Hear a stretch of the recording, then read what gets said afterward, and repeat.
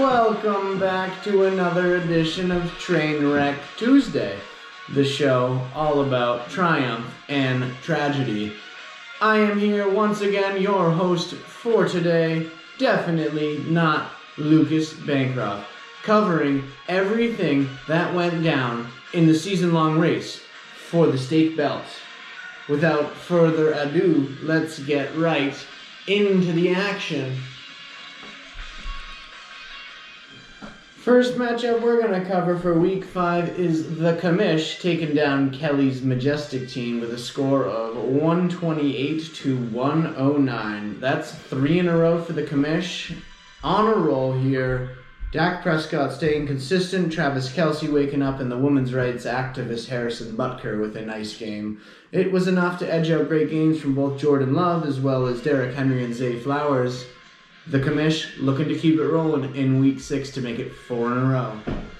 Week 5 we had a clash over in the South End with Pajamarama taking on Two Girls One Cup. Pajamarama winning this one 134-122, and it's going to be hard to win a game when you have Lamar Jackson throwing 4 touchdowns, 350 passing yards, 55 rushing yards on top of that. Looked absolutely unstoppable in that win down in Cincinnati. Solid performances as well. Chuba Hubbard and Javonte Williams. That running back room was looking a little questionable, but they're putting up some solid numbers.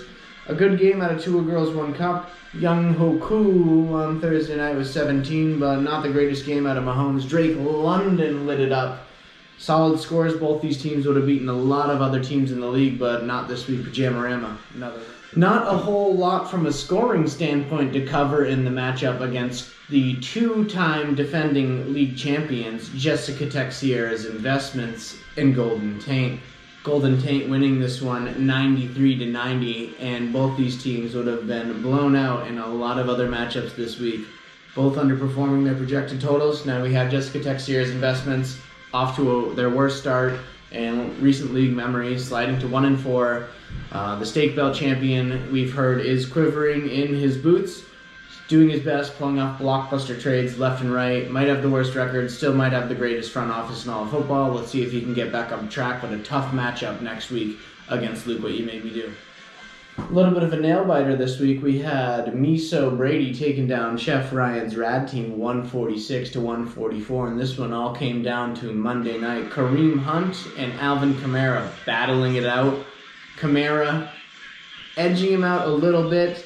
A solid performance by Kareem Hunt. Miso Brady moves to 4-1. He's been rolling. Chef Ryan's Rad team 1-4. That's 4 losses in a row. Injuries have been plaguing him. Let's see if he can make some adjustments and get his team back on track.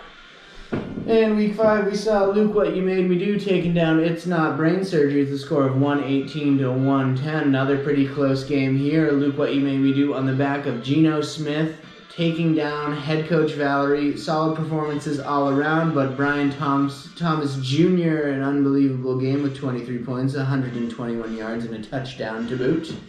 Justin Fields was a nice pickup, 2 passing touchdowns, but not enough points to get past the powerhouse that is Luke What You Made Me Do. The Dicker Downs did some absolutely unspeakable acts to the Christian McBlackfrees this week with a winning score of 131-82. 82 points is not what you are looking for at all. Head coach Ariel De Silva needs to take a deep dive into his roster. Deshaun Watson starting quarterback. A lot of questions about that. Only 11 points out of him. Jordan Addison at the tough game. Low scores, not a lot of double digits anywhere for them. On the other side of the things, you have Kyler Murray with 30 points, Stephon Diggs with 14, Trey Sermon down in Indianapolis, great pickup. He scores 18, and propels Chef Corey to a great start to the season at 4-1.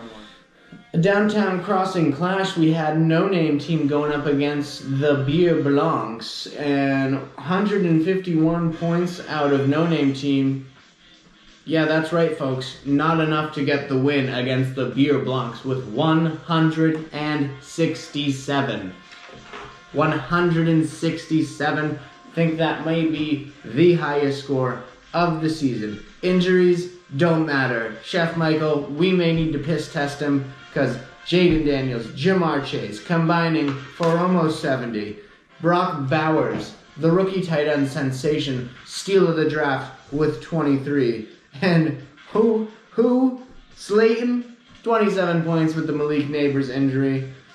Now, when you're looking over at the no-name team, I mean, Joey Burrow with an unbelievable game, despite the loss from them.